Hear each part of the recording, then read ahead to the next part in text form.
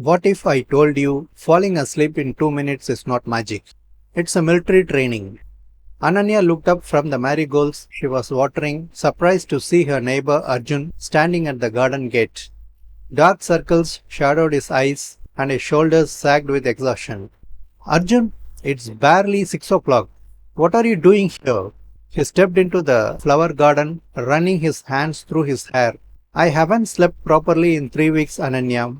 Every night I lie in bed, mind racing, checking my phone, tossing and turning until dawn. I am going crazy.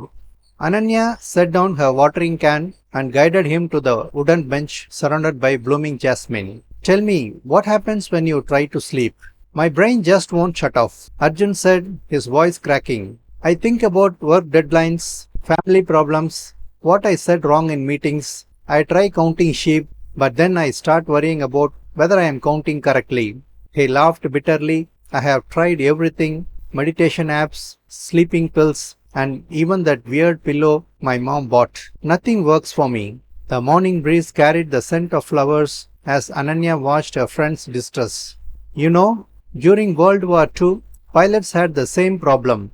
They needed to sleep between missions, and their minds were so wired with stress and adrenaline. So, what did they do? They developed a technique that worked for 96% of people within 6 weeks. It's called the military sleep method. Ananya smiled. Your mind is a stubborn child. The more you tell it to sleep, the more it rebels. But your body is wise. Command your muscles to surrender first, and your mind has no choice but to follow. Ananya's eyes sparkled. Want to try it right here? Arjun looked skeptical. In a garden, in broad daylight? Trust me, close your eyes. Reluctantly, Arjun closed his eyes as birds chirped softly overhead. First, relax your face completely, Ananya said gently.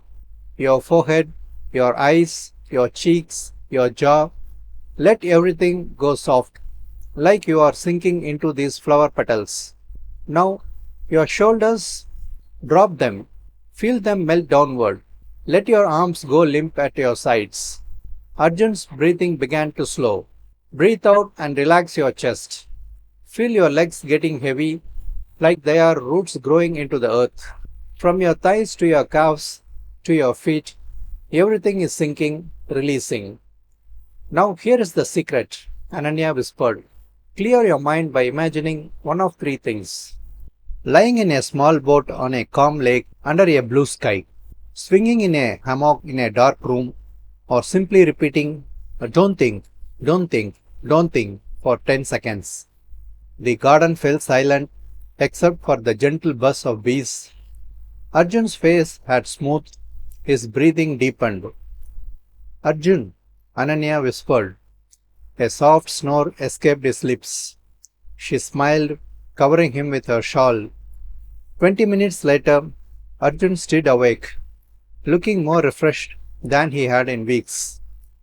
How do you feel? Ananya asked. Like a new person, he said, amazed. My mind actually went quiet. I felt myself sinking into nothingness. The military discovered something powerful, Ananya explained. Sleep is not about forcing your mind to stop thinking. It's about teaching your body to let go first. When your muscles relax completely, your mind follows. Arjun stood up, energy returning to his movements. You are telling me the solution was this simple all along? Simple, yes, but it takes practice.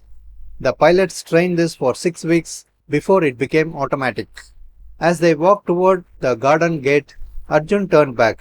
Why did you teach me this here, among the flowers? Ananya smiled. Because sometimes the most powerful transformations happen in the most peaceful places. Tonight, when you practice this technique, remember this garden. Remember how it felt to finally let go. The truth is simple. Your body knows how to sleep.